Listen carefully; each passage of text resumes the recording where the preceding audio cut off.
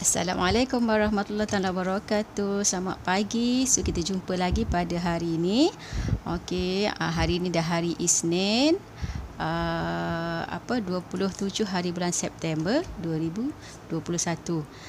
So hari ini saya nak berkongsi lagi lah. Okey, hari ini dah masuk hari ke-21 saya berkongsi berkenaan dengan ilmu emas dan juga pengurusan kewangan lah. Memang macam-macam mana pun emas ni berkait dengan pengurusan kewangan kita. Sekejap ya, saya ada sikit nak setting. Okey. So kenapa kalau ada orang tanya kenapa saya ni nak sharing sangat pasal benda ni kan? So sebenarnya sebab saya dah rasa emas ni dah memberi kebaikan kepada diri saya. Emas ni dah memberi kebaikan kepada diri saya, especially emas yang ni lah. Memang emas macam ni lah. Emas macam ni yang saya gunakan untuk tambah baik saya punya kewangan. Jadi saya nak sharing lah kepada orang lain. Kalau tidak saya selfish, saya seorang-seorang je tahu ilmu ni, sebabnya memang ramai orang di luar sana yang tak tahu ilmu ini. Memang sangat ramai. Bila saya bercerita dengan kawan-kawan saya mula-mulanya, ramai yang tak tahu sebenarnya dengan berkenaan ilmu ni, yang saya rasa sangat basic, tapi ramai yang tak tahu sebenarnya. So dari mana saya bermula? Saya bermula daripada blog Cik Muhammad Zulkifli sebenarnya. Pada tahun 2000 saya dah stok dia pada lama lah, sebelum 2014 dulu lagi. Tapi 2014 saya mula membeli emas lah, menyimpan emas. Contoh macam ni lah, ini saya simpan emas tahun 2014 saya beli. So saya beli dan saya kira tambah ilmu lah pasal emas ni. Jadi dengan emas ni jadi lepas tu bila keluarnya buku ni, saya beli buku ni dan saya baca wang emas bertahan ke 3 gawat. Memang sangat proven lah, bertahan ke 3 gawat lah emas ni. Jadi saya merasakan ilmu ini memang saya kena kongsi. Kalau saya tak kongsi, saya selfish, nanti Allah tanya saya. Di sana nanti Allah tanya saya, kenapa kau tak cerita kat orang lain? Kenapa kau tak beritahu pada orang lain? Sedangkan benda tu ilmu Allah. Jadi saya dengan sedikit ilmu yang Allah bagi ni, saya cuba berkongsi dengan orang lain lah. Dia bukan sebenarnya pasal emas saja, dia memang akan berkenaan. Lepas tu saya katakan, bila saya kongsi ni, dia memang emas dan pengurusan kewangan. Sebab fungsi emas adalah untuk menambah baik kita punya kewangan. Okay. So hari ni saya nak cerita sikit pasal forgotten saving lah. So pasal forgotten saving ni, di dalam buku mana-mana, buku kewangan pun memang dia akan cerita pasal forgotten saving. Ini salah satu buku kewangan yang saya adalah Azizi, jutawan dari planet Jupiter. So contoh yang Cik Muhammad Zulkifli pula mentor saya ni, ini buku Zero Hutang.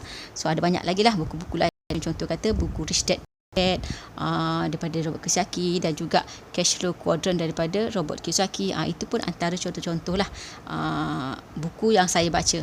Saya tak tunjuk hari ni. Saya merasakan emas ni dekat di hati saya. Sebab apa? Sebab saya ni kira macam dah umur 40 macam ni, saya punya tahap kira macam penerimaan risiko dah rendah. Saya kena rendahkan saya punya tahap penerimaan risiko. Dan dengan emas, saya memang dengan sedikit ilmu yang ada, sebab tu saya nak sharing pada orang lain supaya ada ilmu yang sama. Jadi dia boleh menggunakan emas untuk menguruskan kewangan dia dengan lebih baik, tanpa kira orang kata zero risiko sebenarnya. So sebenarnya zero risiko, tapi dengan ilmu. Kalau tak ada ilmu, dia jadi high risiko juga. Sebab ada orang yang pernah saya jumpa, dia beli tahun 2012 emas, saya beli 2014 masa tengah rendah.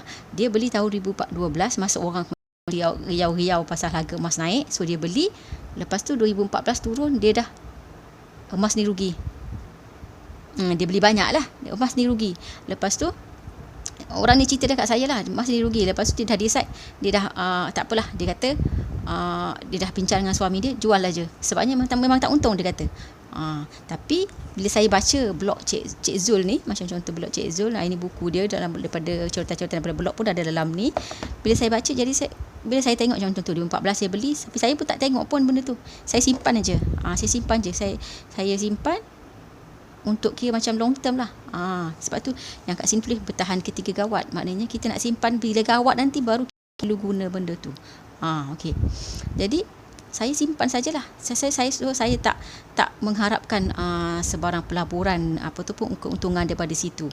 Sebab dia, tapi dalam masa yang sama dia dah menambah baik kewangan saya sebab saya boleh ada tajuk hari ni, forgotten saving. Sebab saya lupa kat sini. Saya tak ingat pun kalau bila saya mula start sharing yang first sharing. Hari pertama saya sharing pada 7 September 2021 7 September 2021 saya start sharing. Baru saya cari harga ni sebenarnya. Saya cari sebenarnya berapa harga. Baru saya ingat balik. Harga dia berapa yang saya beli benda ni. Harga saya beli benda ni adalah pada 2014 tu RM5,590. RM5,590. So sekarang harganya dah mencecah RM9,000 lebih lah. So dalam 8 tahun kenaikannya dah lebih daripada 50% lah. Dalam 80% dah. Dah lebih 80% dah. So ini yang saya simpan dan saya pun tak ingat pun saya dah simpan benda tu. Itu yang jadi forgotten saving saya. Jadi forgotten saving saya. So sangat proven lah benda ni dah saya rasakan. Jadi saya nak sharing pada orang lain supaya orang lain pun boleh dapat kesan yang sama lah. Kesan yang sama. Kesan baik kan, impact baik kan pada kita. So tak ada masalah pun benda tu sebab benda yang baik kita sebarkan lah. So kalau tuan-puan dengar hari ini kan boleh sharing sekarang. Supaya orang lain juga boleh tahu lah. Kebaikan benda ni. Okey, kebaikan benda ni. Okey. So kalau kata benda ni ada so sharing saja agar kebaikan tu orang lain boleh tahu juga. Okey. So forgotten saving. Apakah itu forgotten saving? Forgotten saving sebenarnya kita simpan dan kita lupa. Kita perlu lupakan untuk maknanya kita nak ada sebarang matlamat lah. Sebarang matlamat kita. Of course kita ada matlamat kan dalam kita punya kewangan. Of course. So apa matlamat kita sebenarnya? Ini contoh-contoh matlamat lah. So saya ada simpulkan kat sini. Tapi contoh matlamat simpanan emas lah. Contoh matlamat simpanan emas ada contoh kat sini. Cumanya kita sebenarnya matlamat kewangan kita sebenarnya adalah ke arah sini lah. Okey. So contoh kat sini ada tabung pendidikan anak, aset rumah ataupun tanah nak beli, kan? Perkahwinan, nak buat modal perniagaan, dana persaraan, wang kecemasan, umrah dan haji, kan? So kat situ kita perlu ada simpanan untuk kat sini. Tapi macam mana kita nak adakan simpanan tu kalau kita tak bersedia dari segi kewangan untuk nak adakan ni? Okey.